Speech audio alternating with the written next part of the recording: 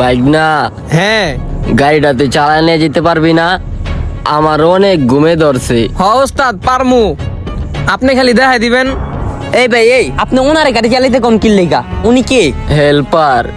আপনি যে ওনারে গাড়ি চালাইতে দিবেন, উনি তো হেল্পার, গাড়ি চালাইতে পারে না। যদি একটা দুর্ঘটনা হয়ে যায়, ড্রাইভার কি নিবেন এতটি জানের?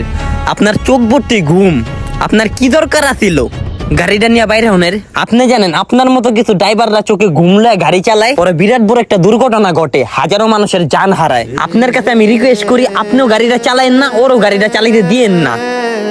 ও ভাই, তাহলে আপনি গাড়িটা চালায় লয়ে যান তো। যান। হ্যাঁ চোখে ঘুম, গাড়ি চালাইতে আইছে, দরকার ছিল কোনো? যান মিয়া, ঘুমান বাসে যা।